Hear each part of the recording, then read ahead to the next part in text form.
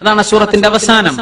അവർ പറയാൻ കാരണം ഉണ്ടായിട്ടുണ്ട്. അവർ പറഞ്ഞു, മുഹമ്മദ് നബിയെ സ്വല്ലല്ലാഹു അലൈഹി വസല്ലം മക്കക്കാരായ ആളുകൾ, ഉമയ്യത്ത് ബിൻ ഖലഫിനെ പോലെയുള്ള ആളുകൾ, അസ്വദ് ബിൻ അബ്ദുൽ മുത്തലിബിനെ പോലെയുള്ള ആളുകൾ, വലീദ് ബിൻ ഉഖബയെ പോലെയുള്ള ആൾക്കാർ വന്നിട്ട് പറയാണ്, നമുക്കൊരു കോംപ്രമൈസ് ആയിക്കൂടെ?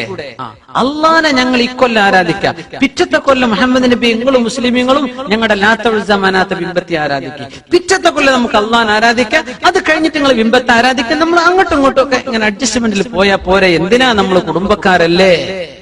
ഇത് പറഞ്ഞപ്പോഴാണ് ഈ സൂറത്ത് അവതരിക്കുന്നത്.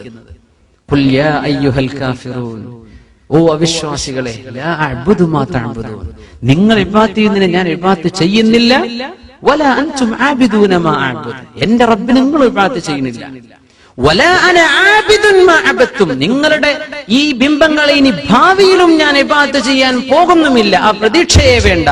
നിങ്ങളും അങ്ങനെ തന്നെയാണല്ലോ. നിങ്ങൾ ഈ പറയുന്നുവെങ്കിൽ പോലും നിങ്ങളുടെ മനസ്സിന്റെ ഉള്ളിൽ വിശ്വസിക്കണം എന്ന ഒരു അല്പം പോലും മനസ്സിന്റെ ഉള്ളിൽ തട്ടിയ ഒരു ചിന്തങ്ങൾക്കില്ല, വെറുതെ പറയായിരുന്നു എന്നാ. അല്ല, ഇത് ഒരിക്കലും വിശ്വസിക്കില്ലെന്ന് പറഞ്ഞൊരു സമൂഹത്തോടായി പറയുന്നത്.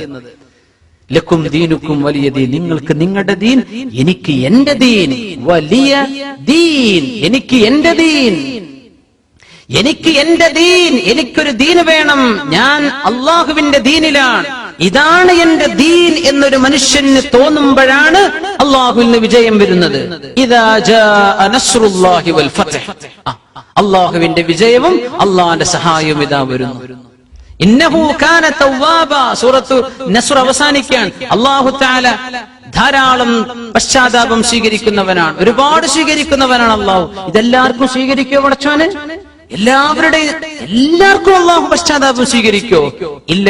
ചില ആളുകൾ, അല്ലാഹുവിന്റെ എതിരെ ധിക്കാരത്തോടുകൂടെ നടക്കുന്നവർ, അവര് നബി സല്ലല്ലാഹു അലൈഹി വസല്ലമ തങ്ങളുടെ കുടുംബത്തിലായിരുന്നാൽ പോലും അവർക്ക് ഈ ഭാഗ്യം കിട്ടുന്നില്ല. തബ്ബത് യദാ അബീ ലഹബിൻ വതബ്, അബൂ ലഹബ് നശിച്ചു, അവൻ നശിക്കട്ടെ. അവൻ നബിയുടെ പ്രവാചകർ സല്ലല്ലാഹു അലൈഹി വസല്ലം തങ്ങളുടെ ബന്ധുവാൻ, നബിയുടെ ഉപ്പാന്റെ ജ്യേഷ്ഠനാണ്. പക്ഷേ അവൻ ഉപകാരപ്പെട്ടില്ലല്ലോ. ഫീ ജീദിഹാ ഹബ്ലും മിൻ മസദ്, നരകത്തിലാണ് അബൂ ലഹബ്. അബൂ ലഹബിന്റെ ഭാര്യ ഉമ്മു ജമീലും നരകത്തിലാണ്. അവളുടെ കയ്യിൽ അവളുടെ കഴുത്തിൽ തീയിന്റെ മാലയുണ്ട്. ഫീ ജീദിഹാ ഹബ്ലും, പടച്ചോനെ, ഈ നരകത്തിൽ നിന്ന് എനിക്ക് എങ്ങനെ രക്ഷപ്പെടും? അല്ലാ, നരകത്തിലാണോ ഉമ്മു ജമീൽ? നരകത്തിലാണല്ലേ അബൂ ലഹബ്? എങ്ങനെയാണ് പടച്ചോനെ രക്ഷപ്പെടുക നരകത്തിൽ നിന്ന്? ഖുൽ, നീ പറഞ്ഞോ, ഹുവല്ലാഹു അഹദ് എന്ന് നീ പറ. അല്ലാഹുവിന്റെ തൗഹീദ് നീ സ്വീകരിക്ക്. ഈ തൗഹീദ് സ്വീകരിച്ചാൽ നിനക്ക് നരകത്തിൽ നിന്ന് മോചനമുണ്ട്. ഓരോ സൂറത്തിന്റെ അവസാനം അടുത്തും നേരെ ബന്ധത്തിലാണ്. തൗഹീദ് അങ്ങനെ പറഞ്ഞു, വലം യകുല്ലഹു കുഫുവൻ അഹദ്. ഈ തൗഹീദിൽ നിന്ന് ഉറച്ചു നിൽക്കണം. ഇതിൽ നിന്ന് മനുഷ്യനെ ശല്യപ്പെടുത്തുന്നത് ആരാണ്? പിശാചാൻ. കാവലിനെ ചോദിച്ചോ, ഖുൽ അഊദു ബിറബ്ബിൽ ഫലഖ്, ഖുൽ അഊദു ബിറബ്ബിൻ നാസ്, മിനൽ ജിന്നത്തി വന്നാസ്. മനുഷ്യരിലും ജിന്നുകളിലുമുള്ള പിശാചുക്കളിൽ നിന്ന് രക്ഷപ്പെടുത്തണം പടച്ചോനെ. അങ്ങനെ രക്ഷ കിട്ടണമെങ്കിൽ എനിക്ക് നിന്നെ മുറുകെ പിടിക്കണം. ബിസ്മില്ലാഹിർ റഹ്മാനിർ റഹീം, അൽഹംദുലില്ലാഹി റബ്ബിൽ ആലമീൻ. സൂറത്തുൻ നാസ് അവസാനിക്കുമ്പോൾ നാസ് എന്ന് സുക്കൂനല്ല, നാസി കസ്റാണ്. മിനൽ ജിന്നത്തി വന്നാസി ബിസ്മില്ലാഹിർ റഹ്മാനിർ റഹീം. അവിടെ അവസാനിക്കുന്നെങ്കിൽ അവിടെ നാസ് പൂജ കിട്ടുക, അവിടെ അല്ലേ സുക്കൂന കിട്ടുക, വട്ടത്തിലുള്ള സുക്കൂനയുടെ സുക്കൂനല്ല ഖുർആൻ. എന്തേ അവസാനിക്കുന്നില്ല? അവസാനിക്കുമ്പോഴേക്കും തുടങ്ങുകയാണ് ബിസ്മി. അല്ലാഹുവേ, നീ രക്ഷപ്പെടുത്തിയില്ലേ, അൽഹംദുലില്ലാഹ്. ല്ലേ, മനുഷ്യരിലും ജിന്നുകളിലുമുള്ള ശൈത്താനും നീ എന്നെ കാത്തില്ലേ പടച്ചോനെ, അൽഹംദുലില്ലാഹി റബ്ബിൽ ആലമീൻ. നിനക്ക് റബ്ബേ സ്തുതി. ഇങ്ങനെ സൈക്കിളാണ്. ഫാത്തിഹ അവസാനിക്കുന്ന വലദ്ദാലീൻ ആമീൻ. പടച്ചോനെ, എന്നെ നീ പിഴച്ചവരുടെ മാർഗത്തിലേക്ക് ചേർക്കല്ലേ റബ്ബേ. ഗൈറിൽ മഗ്ദൂബി അലൈഹിം, നിന്റെ ദേഷ്യം കിട്ടിയ ആൾക്കാർ അവരാരാണ്? ജൂതന്മാർ. വലദ്ദാലീൻ, പിഴച്ചുപോയ ആൾക്കാർ അവരാരാണ്? ക്രിസ്ത്യാനികൾ. ഇവരുടെ മാർഗത്തിലേക്ക് എന്നെ ചേർക്കല്ലേ പടച്ചോനെ. ഇഹ്ദിനസ് സിറാത്തുൽ മുസ്തഖീം, നേരായ മാർഗം. സിറാത്തുൽ ലദീന അൻഅംത അലൈഹിം, നിന്റെ നിഅമത്ത് കിട്ടിയവരുടെ മാർഗത്തിലേക്ക് ചേർക്കല്ലാ. ആരുടേത് വേണ്ട? നിന്റെ ദേഷ്യം കിട്ടിയവരും വഴിപഴച്ചവരും വേണ്ട. ഈ ദേഷ്യം കിട്ടിയവരും വഴിപഴച്ചവരും എന്താ ചെയ്തത്? അള്ളാഹുവിന്റെ കലാം പരിശുദ്ധമായ തൗറാത്തിലും ഇൻജീലിലും ഓൾഡ് ടെസ്റ്റമെന്റിലും ബൈബിളിലും ഇല്ലാത്തത് ചേർക്കുകയും അള്ളാഹു പറഞ്ഞതിനെ മായ്ച്ചു കളയുകയും ചെയ്തവരാണ്. അള്ളാന്റെ ഗ്രന്ഥത്തെ മാറ്റിമറിച്ചവരാണ് ജൂതന്മാരും ക്രിസ്ത്യാനികളും. അതുകൊണ്ട് അലിഫ് ലാം മീം, ദാലിക്കൽ കിതാബ്, ഇതാണ് കിതാബ്. യാ അല്ലാഹ്,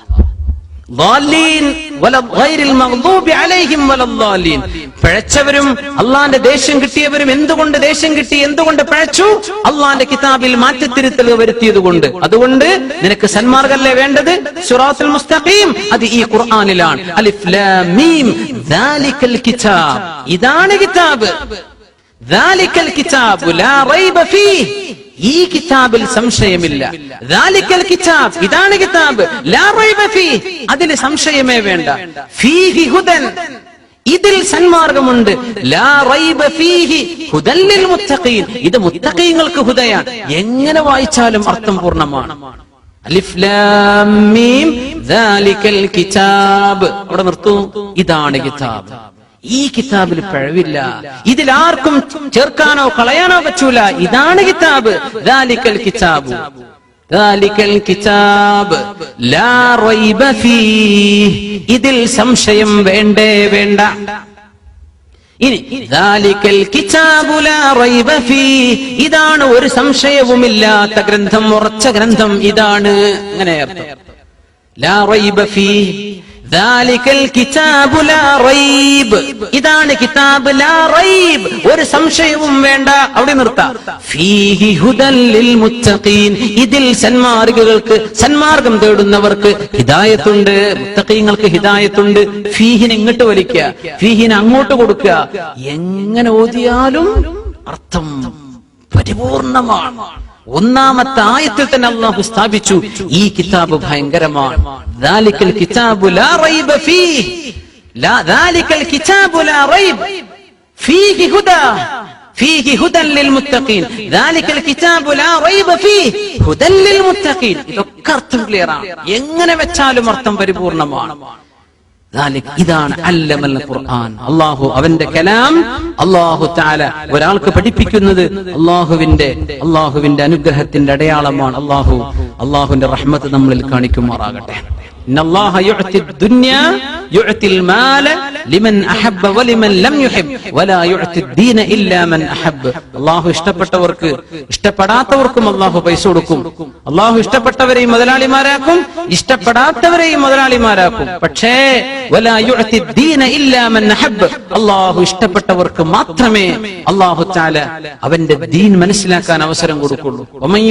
വമൻ യുരിദില്ലാഹു ബിഹി ഖൈറൻ യഫഖിഹു ഫിദ്ദീൻ. എന്താണ് ഇതിന്റെ ആയത്ത്? അല്ലമൽ ഖുർആൻ. ഈ ലോകത്ത് നമുക്ക് കിട്ടുന്ന ഏറ്റവും വലിയ അനുഗ്രഹം ഒരുപക്ഷെ നിങ്ങൾ ഇൽമിന്റെ സദസ്സിൽ പോയിരിക്കുന്നതായിരിക്കാം. നിങ്ങളുടെ ജീവിതത്തിൽ കിട്ടുന്ന ഏറ്റവും വലിയ അനുഗ്രഹം പരിശുദ്ധ ഖുർആൻ പഠിക്കാനും ഹദീസ് പഠിക്കാനും ഹബീബായ സ്വല്ലല്ലാഹു അലൈഹി വസല്ലം തങ്ങളെ സംബന്ധിച്ച് അറിയാനും നിങ്ങൾക്ക് കിട്ടുന്ന അവസരങ്ങൾ നിങ്ങളുടെ ജീവിതത്തിലെ അമൂല്യ നിമിഷങ്ങളാണ്. എന്തുകൊണ്ട് ഇദാ അറാദല്ലാഹു ബിഅബ്ദിൻ ഖൈറ വമൻ യുരിദില്ലാഹു ബിഹി ഖൈറ, ഒരു മനുഷ്യൻ അല്ലാഹു നന്മ ചെയ്യണമെന്ന് ഉദ്ദേശിച്ചാൽ, ഖൈറൻ എന്ന വാക്ക് ഏറ്റവും വലിയ നന്മ എന്നാണ് അർത്ഥം. നക്കിറയാണ്, അൽ ഖൈർ എന്നല്ല. ഖൈറൻ ലിത്തഅദീം, ഏറ്റവും വലിയ നന്മ ഒരാൾക്ക് കിട്ടണമെങ്കിൽ യുഫഖിഹു ഫിദ്ദീൻ, അവന്റെ ദീനിൽ അവന് ബോധമുണ്ടാവും. പടച്ചോനെ, ഞാൻ ഈ ചെയ്യുന്നത് ഹറാമാണ്, ഇത് ഹലാലാണ്, എനിക്കിത് പാടില്ല, എനിക്ക് ഇതേ ചെയ്യാൻ പറ്റൂ, ഇതാണ് എന്റെ ദീൻ, എന്റെ നിസ്കാരം, എന്റെ നോമ്പ്, എന്റെ ആളുകളുമായുള്ള പെരുമാറ്റം, എന്റെ ജോലിയിൽ ഞാൻ ചെയ്യേണ്ട സത്യസന്ധത, ഇതൊക്കെ അള്ളാഹുവിനെ ഉദ്ദേശിച്ച് ചിന്തിക്കാനുള്ള ഒരു ബോധം ഒരാൾക്ക് കിട്ടിയെങ്കിൽ അത് ഒരാൾക്ക് കിട്ടുന്ന ഏറ്റവും വലിയ ഖൈറാണെന്ന് അഷ്റഫുൽ ഖൽഖ് സ്വല്ലല്ലാഹു അലൈഹി വസല്ലം. ഏറ്റവും വലിയ ഖൈർ അതാണ്. അതിലപ്പുറം ഖൈറൊന്നുമില്ല. മറ്റേതൊക്കെ എന്താ, പൈസ ഉണ്ട് ഇല്ല, ആരുണ്ട്, നാളെ ആരുണ്ട്, മറ്റന്നാൾ ആരുണ്ട്, ആർക്ക് എന്തറിയാം ഉണ്ടെങ്കിൽ അല്ലേ. പക്ഷേ ഈ ദീൻ നമ്മുടെ കയ്യിലുണ്ടെങ്കിൽ നാളെ മരിച്ചു പോയാലും നാളെ ഖബറിലും നാളെ ആഖിറത്തിലും ഒക്കെ രക്ഷപ്പെടാനുള്ള പാസ്പോർട്ടാണ് നമ്മുടെ ഈ കയ്യിലുള്ള ദീൻ. അത് അവിടെ ഒന്നും എക്സ്പയർ ആവില്ല. അതൊക്കെ അവിടെ കൊണ്ട് കാണിക്കാൻ പറ്റിയ ഒരേ ഒരു ഡോക്യുമെന്റ് നമ്മുടെ ദീനേ ഉള്ളൂ. അള്ളാഹു നമുക്കത് നിലനിർത്തി തരുമാറാകട്ടെ. ഇനി ദീനീ ബോധത്തിന്റെ ഏറ്റവും അടിസ്ഥാനപരം എന്താണ്? അല്ലാമ അബൂ ഹാമിദ് അൽ ഗസാലി റഹിമഹുല്ലാഹ് ഇഹ്യാ ഉലൂമുദ്ദീനിൽ ഈ ഹദീസ് ചർച്ച ചെയ്തുകൊണ്ട് പറയാണ്, വഅദ്ന തഫഖുഹി അൻ യഅലമ അന്നൽ ആഖിറത ഖൈറും മിനദ് ദുനിയ. ഇതുകൂടെ നമ്മൾ മനസ്സിലാക്കണം. ദീൻ എന്ന് പറയുമ്പോഴേക്കും പഠിച്ചു, അല്ലെ, അറബി കോളേജിൽ നിന്ന് പാസ്സായി ഇന്ന ബിരുദക്കാരാണ്, അല്ലെങ്കിൽ ഇങ്ങനെ തലപ്പാവ് കെട്ടി നടക്കുന്നവരാണ്, അല്ലെങ്കിൽ വെള്ളവസ്ത്രട്ട് നടക്കുന്നവരാണ്. ഇതൊക്കെയാണോ ദീൻ? അള്ളാഹുവിന്റെ ദീനിൽ ഒരാൾക്ക് കിട്ടേണ്ട ഏറ്റവും അടിസ്ഥാനപരമായ വിവരം, അടിസ്ഥാനം, ഏറ്റവും ചെറുതെന്താണെന്നറിയോ? എന്റെ ഈ ദുന്യാവിനേക്കാളൊക്കെ എനിക്ക് ഉത്തമം എന്റെ ആഖിറമാണ് എന്ന് ചിന്തിക്കൽ, അത് ബോധിക്കൽ ദീനീ വിജ്ഞാനത്തിന്റെ അടിസ്ഥാനമാണ്. അത് സാധാരണക്കാർക്ക് ഒരുപാടുണ്ടാവും. ചിലപ്പോ ഒരുപക്ഷെ പണ്ഡിതന്മാരായ ആളുകൾക്ക് ഒരുപക്ഷെ ഈ ഒരു ബോധം നഷ്ടപ്പെട്ടെന്ന് വരും. പിന്നെ അവരിൽ എന്ത് ഖൈറാ ഉള്ളത്? ജീവിക്കുന്നത് ബിസിനസ് നടത്താനാണ്, ജീവിക്കുന്നത് പൈസ ഉണ്ടാക്കാനാണ്, ആകെ ദുന്യാവ് മതി എന്ന് ചിന്തിക്കുന്ന ഒരു പണ്ഡിതനേക്കാളും പാവപ്പെട്ട സാധാരണക്കാര ഒരു മനുഷ്യൻ, ഞാൻ അള്ളാഹ്ക്ക് വേണ്ടി ജീവിക്കാൻ എന്ന് ചിന്തിക്കുന്ന സാധാരണക്കാരനാണ് ഒരുപക്ഷെ ഈ വെള്ളവസ്ത്രം ധരിച്ച മനുഷ്യനേക്കാളും ഇയാളാണ് ഖൈർ, അയാളാണ് ഖൈർ. എന്തുകൊണ്ട്? ഇതാണ് ദീൻ എന്ന് പറയുന്നത്. അലിമീങ്ങൾ ബിസിനസ് നടത്താൻ വരുന്ന ആൾക്കാരല്ല, അതിനൊക്കെ ആൾക്കാർ ഇവിടെ വേറല്ലേ. പൈസക്കാരും പൈസ ഉണ്ടാക്കാൻ ഇതല്ലല്ലോ. ആളുകൾക്ക് അഹ്കാമുകൾ പറഞ്ഞു കൊടുക്കണം, ദീൻ ഇവിടെ നിലനിൽക്കണം, അള്ളാഹുവിനെ സംബന്ധിച്ചുള്ള ബോധം ഉണ്ടാക്കി കൊടുക്കണം, അല്ലേ? ആ രീതിയിലേക്ക് നമ്മുടെ ഉലമാ തിരിച്ചു വരണം. ഭയങ്കര വേദനാജനകമാണ് സാഹചര്യങ്ങൾ, ഭയങ്കര വേദനാജനകമാണ്. അല്ലാഹു തആല ഈ ഉമ്മത്തിന് ദിശാബോധമുള്ള ആലിമീങ്ങൾ അല്ലാഹു നൽകുമാറാകട്ടെ. അതിനെ തഫഖുഹ്, മിനിമം വിദ്യാഭ്യാസം ഇതാണ്. എന്ത്? ഈ ബിസിനസിന് പോകാതിരിക്കലാണ്. റിയൽ എസ്റ്റേറ്റുകാരനല്ല ആലിമാവേണ്ടത്. അതിനൊക്കെ വേറെ ആൾക്കാർ ഇവിടെ അല്ലേ? അങ്ങനെ പൈസ ഉണ്ടാക്കാനും കൊന്നുകൂട്ടി വെക്കാനൊക്കെ ഇവിടെ സാധാരണക്കായ ആളുകൾ അവരെക്കാളും സ്മാർട്ട് ഉള്ളവരില്ലേ? ഇതാണോ ആലിമ് ചെയ്യേണ്ടത്? അല്ല. ആലിമീങ്ങൾ അള്ളാന്റെ അഹ്കാമ പഠിപ്പിക്കാനുള്ളവരാ, ദുന്യാവിൽ നിന്ന് കെട്ടുകെട്ടി പോണം എന്ന് പഠിപ്പിക്കാനുള്ളവരാണ്. അങ്ങനത്തെ ആളുകൾക്ക് എങ്ങനെ ഇത് പറയാൻ പറ്റും? നമ്മൾ ആകെ ചെയ്യുന്നത് കോടികളുടെ ബിസിനസ്സുകളാണ്. യാ അല്ലാഹ്, അതിന് അല്ലമൽ ഖുർആൻ, അല്ലാഹു ഖുർആൻ പഠിപ്പിച്ചു എന്ന് പറഞ്ഞാൽ അതിന്റെ ഉദ്ദേശം എന്റെ ആഖിറമാണ്, എന്റെ ദുന്യാവിനെക്കാളും ഖൈർ എന്ന തോന്നലാണ്. മിനിമം വിദ്യാഭ്യാസം അതാണ്. പിന്നെ അതിന്റെ അപ്പുറമുള്ള ബിൽഡപ്പ് ചെയ്തെടുക്കുന്ന ഇൽമുകൾ. അല്ലാഹു നമുക്ക് സൽബോധം നൽകുമാറാകട്ടെ. മുഅ്മിനീങ്ങളെ, അല്ലാഹുവിന്റെ കലാം അത് അറിഞ്ഞു ഓതുന്നതും അറിയാതെ ഓതുന്നതും വ്യത്യാസമുണ്ട്. ഖുർആൻ നമ്മൾ തഅബ്ബുദിയാണ്. ഖുർആൻ ഒരാൾക്ക് ബികുല്ലി ഹർഫിൻ 10 ഹസനാത്ത്, ഓരോ അക്ഷരത്തിനും 10 കൂലിയാണ്.